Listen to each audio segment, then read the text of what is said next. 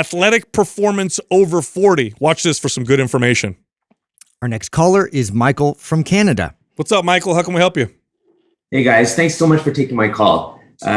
So my question basically boils down to asking your advice on how realistic my fitness goals are, and then what sort of program I would kind of look at to achieve those goals.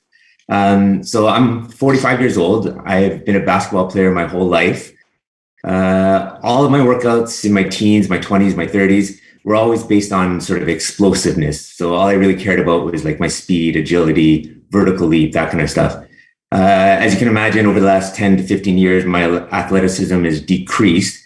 And I wanted your advice on how to calculate the risk reward kind of balance or calculation when it comes to workouts designed for increasing that kind of athleticism. So long term, like I'm still hoping to continue playing basketball for at least say another 10 years or so. And I have like the work ethic and the tools to still be like one of the more athletic middle-aged guys out there. But I kind of wanted to know, is it worth it to still pursue that kind of athletic goal at my age?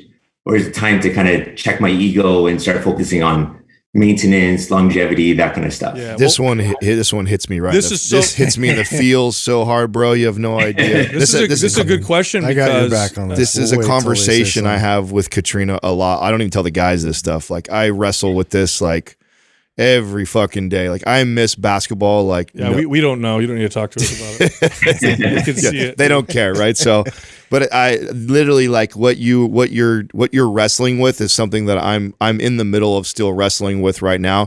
And the reason why I'm not playing ball is, and hopefully this was not what is going to happen to you, because you pointed out the thing that I know I'm not disciplined enough right now to train in the gym like a person who is trying to protect their body with basketball. I'm still training to look a certain way and feel like that's kind of where my head is. Plus you stop for a while, right? Yeah. And still going. Yeah. So to me, that's really the you could play basketball till you're 70.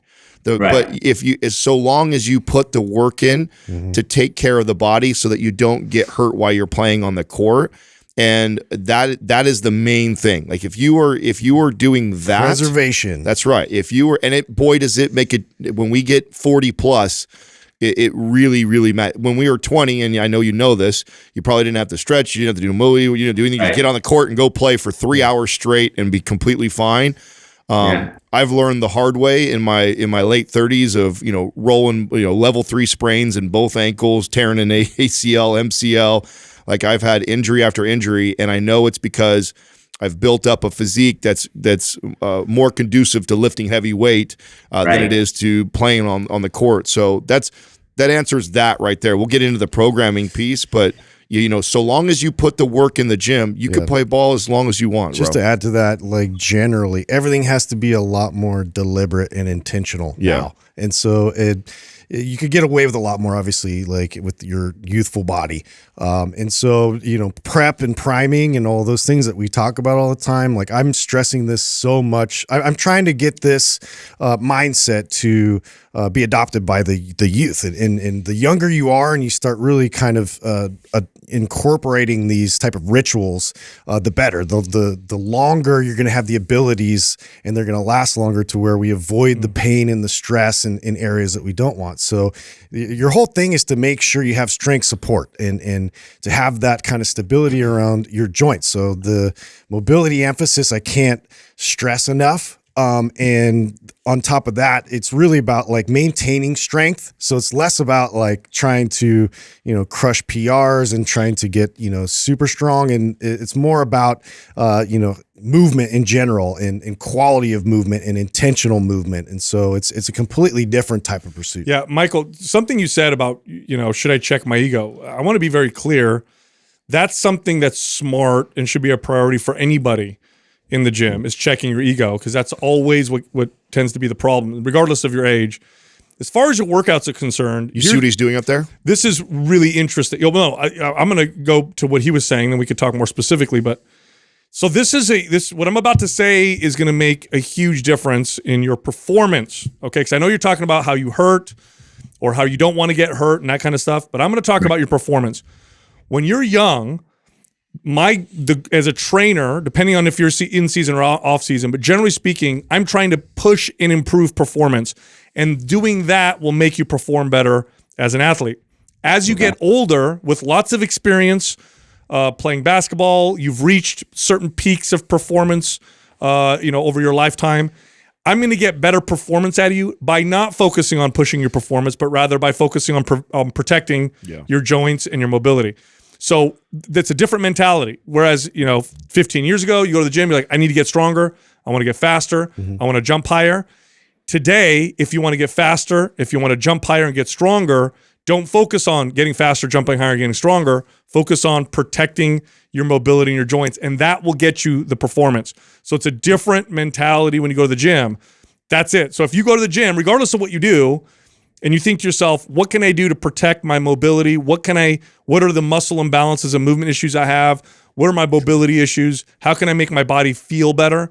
That's going to give you better performance than going to try to get stronger and get faster and to jump higher. Let me ask you a question. So if you're going to compare yourself to your 20-year-old self to where you're at now, how often do you sit, and what does your day-to-day schedule look like in terms of the difference of availability of movement and how much you would move throughout the day versus now?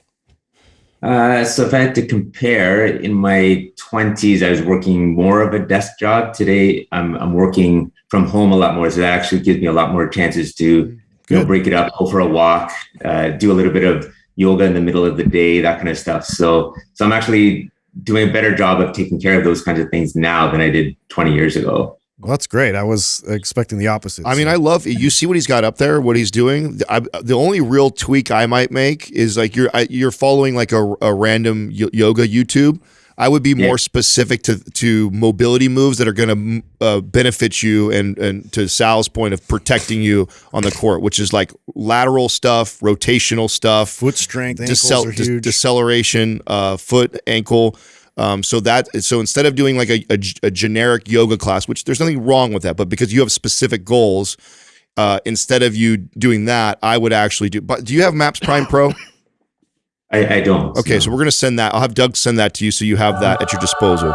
Thank you. And then instead of doing a 1 hour generic YouTube yoga class, I would do an hour of or half hour to hour of mobility work that is going to benefit you on the court. Yeah, and in terms of explosive stuff, like in risk versus reward, you can kind of figure out different ways to reduce the risk, right? So with like kettlebell swings, for instance, versus doing power cleans with the Olympic, doing Olympic lifts versus kettlebell type of explosive movements or controlled box jumps or things like that, where we can reduce a little bit of the risk and stress on the joints and control it a bit better. Like go through that and kind of adjust and make some tweaks there. The other thing too, and this is going to be a listening to your body, because overall I like kind of what you're doing already.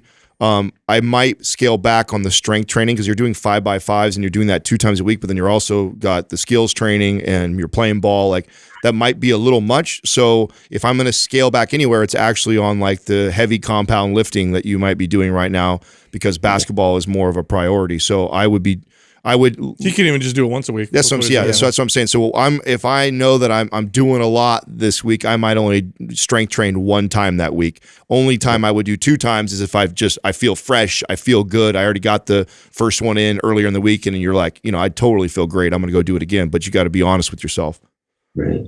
Those are the main ones I see. I mean, I like what you're doing, dude. For the most part, for sure. Yeah, I hope that answers your question, Michael. Do you follow Paul Favorit's PGF Performance? I do, after hearing you guys mention it on a previous episode. He's got incredible content. Yeah. I think that's where that kind of came from. I saw some of his jumping stuff, and that's where I kind of got the question, like, would it be safe for someone my age to do his stuff? What's fun? What's funny about that explosive stuff is that if you stop doing it, you actually start to lose the ability to do it. So as long as you can do it, and you can do it safely and controlled, and you're not doing it to fatigue like a lot of people do. You've done all the prerequisites. You're maintaining you're fine. You're good. Yeah, honestly, it's healthy to incorporate the explosive movements, as you age. So long as they're appropriate. So Right. don't do what doesn't feel right or you feel unstable doing. Maybe we'll throw him also MAPS Performance. I don't know where you're getting your 5x5 training as far as your programming, but I would follow like a MAPS Performance style of strength training. So I'm not sure if you're familiar with that program of ours, but I'll have Doug send that to you if you don't have it. Do you have it? Boom, 2 free programs, Michael. That'd be amazing. Thank you so much. No problem. Yeah, I'd use the foundational workouts in there to drive what you kind of do. I think that type of work will carry over into the core better than like a traditional Agreed. Squatting, deadlifting, bilateral stuff. And that would be just once a week I would do that. Yeah, once or twice based off of how you're feeling. But I agree with Sal. You're probably just fine with the amount of stuff you're doing already. Yeah, and he's been working out for so long. I mean, it's plenty. Great. Thank you so much, you guys. I really, really appreciate this. Thank you, Right Michael. on. Thank you, All right, man. dude. You know what's interesting are the parallels, and trust me, there's a connection here between investing and exercise. Like when you're a young investor, the goal is to be aggressive, take risks, try to grow it. Then later when you've grown your wealth, it's all about protecting it and making sure it doesn't get blown and it gets taken by taxes or whatever.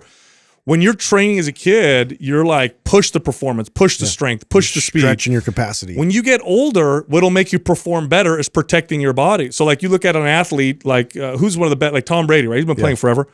I guarantee you, if we looked at his training early in his career and compared it to now, he spends flipped. millions on recovery. It's flipped. I bet you most of it in the beginning was improving performance and some towards recovery. Now I bet you it's flipped. None of it today is on performance. It's all about 100%. protecting and recovery. It's 100%. I mean, they went over that. There's a really great documentary on ESPN Plus on him that it took him and they followed his trainer and how they trained. It's like all that, right? It is all recovery. Yeah, that's what I would assume. You're not going to make that guy throw further or harder. No, what'll make him throw further and harder is keeping himself healthy now, not pushing the performance. And this one really hits me in the feels. It is 100% what I've been wrestling with for quite some time now, and Katrina and I talk it out all the time. And the truth is, I'm not disciplined right now to do the work I know I need to do to protect myself inside the court, and I know better. And so that is the only reason why I'm not playing ball. You want to do the basketball part. Yeah, exactly. I just want to play ball. I really want to be able to go down the court once, maybe 3 times a week at most, and just get in a pickup game. But I know it's a recipe for disaster for me because I have not been training that way. Yeah. And so basketball's so explosive. It is, and it's so it's the areas that lateral and rotational stuff are areas that I neglect. Everything I stress like times 1,000. Yes. You put yourself in that environment. Especially you're a big guy. It's not like you're small dude. That's, you know what I mean? I mean, that's why I got hurt so many times towards the end of you're so strong in one direction. You're 220 really pounds and you twist real fast and you don't have that stability. Like pop. But I mean, so for all the older guys or guys that are